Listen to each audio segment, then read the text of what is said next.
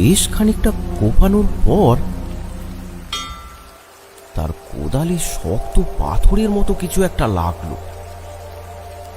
তখনই সে বাকিদের সবাইকে ডাকলো, এই কার্তিক, ঘনা, গণেশ, একবার এদিকে আয় তো। সবাই বাদলের কাছে চলে এলো। এই এই মাটিটার নিচে মনে হচ্ছে ইট পাথরে ভর্তি হয়ে গেছে। দুটো শাবল নিয়ে এসে খোঁড়তো।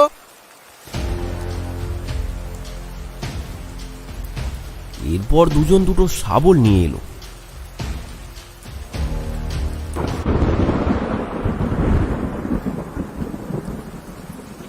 আষাঢ় মাসের প্রথম সপ্তাহ সবে শুরু হয়েছে।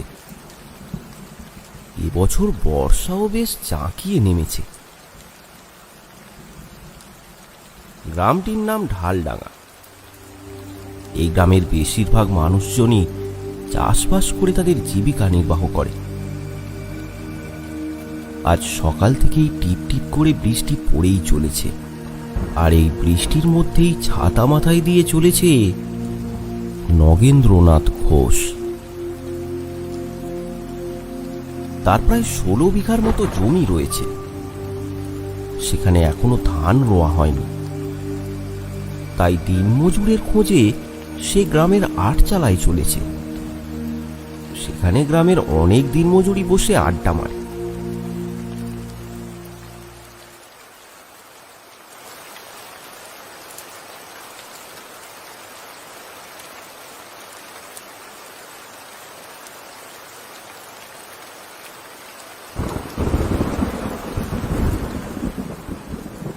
আটচালার সামনে এসে নগেন্দ্রনাথ একটা বিড়ি ধরালো।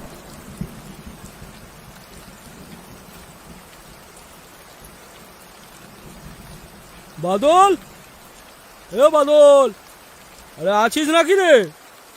আরে আছি আছি। বাদল তাদের আসর ভেঙে উঠে দাঁড়িয়ে নগেন্দ্রনাথের সামনে এসে বলল, ও নগেন্দা, এসো এসো, উপরে উঠে এসো।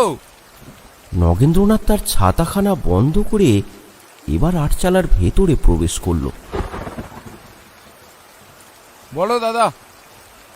আরে এবারে বর্ষা তো তাড়াতাড়ি নেমে গেল রে, আর ওদিকে আমার ধানের বীজগুলো তো অনেক বড় হয়ে গেছে। আমার জমিরও আর কাজ করে দিবি না? নিশ্চয় করে দেবো দাদা। হ্যাঁ, তাহলে পরশু থেকে শুরু করি। হ্যাঁ, পরশু থেকে। আহা, আবার পরশু কেন? কাল থেকেই শুরু কর। কালকে কালকে পারবো না দাদা, ওই আমার কাটা বাচ্চা জমি রয়েছে। ভাবছি কাল ওটা রুইবো, আর পরশু পরশু থেকে তোমার জমিটা ধরে নেব। আর সাথে করে লোক নিবি। একেবারে তাড়াতাড়ি করতে হবে, কিন্তু ভরা বর্ষা লেগে গেলে কিন্তু তোদেরই অসুবিধা হবে। আরে তোমার চিন্তা নেই, কার্তিক, পচা, ন্যাপা, খ্যাপা, আমি সবাইকে নিয়ে যাব। ঠিক আছে, তাহলে পরশু থেকেই কিন্তু কাজে লেগে পড়বি। আর হ্যাঁ দাদা, আর একটা কথা দাদা বলছিলাম যে এবারে প্রথম কোন জমিটা থেকে শুরু করব কাজ? হ্যাঁ, ভালো কথাই মনে করিয়েছি। এবারে এবারে প্রথম ওই বাঁধের ধারের জমিটা থেকেই শুরু করবি, বুঝলি? বাঁধের ধারে বলতে ওই উঁচু ঢিপিটার পরে যে তোমার জমিটা রয়েছে সেটার কথা বলছো? হ্যাঁ হ্যাঁ, ওটা থেকেই শুরু করবি। আচ্ছা আচ্ছা, ঠিক আছে দাদা।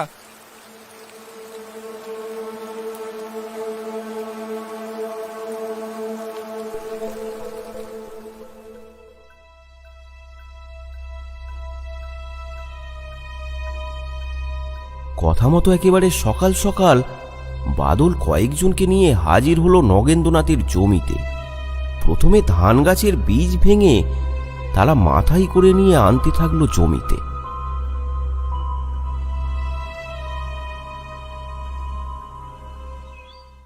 এই জমিটা থেকেই কাজ শুরু করতে বলেছে নগেন্দ্রনাথ। জমিটার একটা আলের পাশে একটা উঁচু ঢিবি আছে, সেটা একেবারে বন জঙ্গলে ভরা।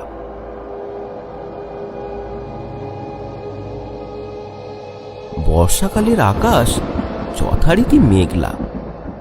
তারা কাজ করে চলেছে। এমন সময় হঠাৎ বৃষ্টি নামলো।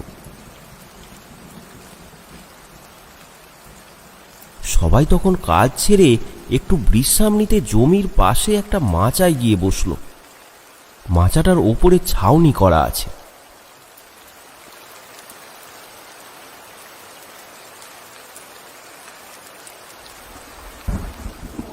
কিছুক্ষণ পরেই ছাতা মাথায় দিয়ে নগেন্দ্রনাথ এসে হাজির হলো, হাতে একটা ব্যাগ। বাদলকে ডেকে সে বলল, বাদল, এনে আর এতে তোদের সব খাবার দাবার আছে। হ্যাঁ, তোরা ওই মাচায় বসে খাওয়া দাওয়া করে নিস। বৃষ্টি আবার শুরু হয়ে গেছে, খাওয়া দাওয়া করে আবার কাজে লেগে পড়। আর শোন, ওই ওই উঁচু ঢিবিটার কাছে বেশ কিছুটা জায়গা ছেড়ে তারপর রুইবি। ওই ঢিবির কাছে খানিকটা জায়গা, একটুও ধান হয় না, বুঝলি? তাই এবছর ভাবছি ওখানটায় আর জমি রুইব না, খানিকটা জায়গা ছেড়ে দিবি, বুঝলি? কথাটা শোনার পর বাদল একটু অবাক হলো। কেন দাদা, ওইখানে ধান হবে না কেন? সমস্ত জমিটাতেই যদি ধান হয় তাহলে ওইখানে ধান হবে না কেন? আরে ওইদিকে মাটিতে একটু আঁচড় আছে, তাই ঠিকঠাকভাবে গাছ হয় না। আঁচট কিছু নয় দাদা, ওখানটা ভালো করে নাঙল দিয়ে চষা হয় না, ওই জন্যই ওখানে গাছ হতে চায় না ভালো। আমি বাকিদের পশ্চিম দিক থেকে কাজ শুরু করতে বলছি, আর এই দিকটা আমি নিজে কোদাল দিয়ে কুপিয়ে তারপর রুইব। তারপর দেখো ধান হয় কিনা। ঠিক আছে, দেখ যদি কিছু করা যায়। এত বড় ফাঁকা মাঠে কৃষকদের বিশ্রামের জন্য এই মাচাটা তৈরি করা হয়েছিল। সেখানে বসেই তারা খাওয়া দাওয়া সেরে নিল, তারপর কাজে লেগে পড়ল। সবাই মাচা থেকে নেমে গেলে তারপর নগেন্দ্রনাথ মাচায় গিয়ে বসল।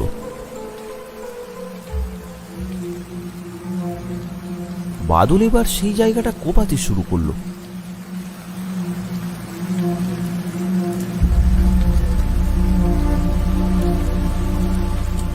বেশ খানিকটা কোপানোর পর তার কোদালে শক্ত পাথরের মতো কিছু একটা লাগলো। তখনই সে বাকিদের সবাইকে ডাকলো, এ কার্তিক, ঘনা, গণেশ, একবার এদিকে আয় তো। সবাই বাদলের কাছে চলে এলো। এই মাটিটা নিচে মনে হচ্ছে ইট পাথরে ভর্তি হয়ে গেছে, দুটো শাবল নিয়ে এসে খুঁড়তো।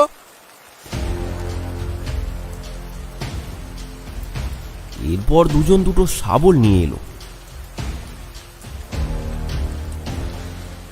তারপর বেশ খানিকটা মাটি খোঁড়ার পর একটা বড় আকৃতির পাথর দেখতে পাওয়া গেল। সঙ্গে সঙ্গে বাদল মাচায় বসে থাকা নগেন্দ্রনাথকে ডাক দিল, দাদা, দাদা, এখানে এসো একবার। বৃষ্টির বেগ খানিকটা কমেছে বটে, তবে পুরোপুরি এখনো থামেনি।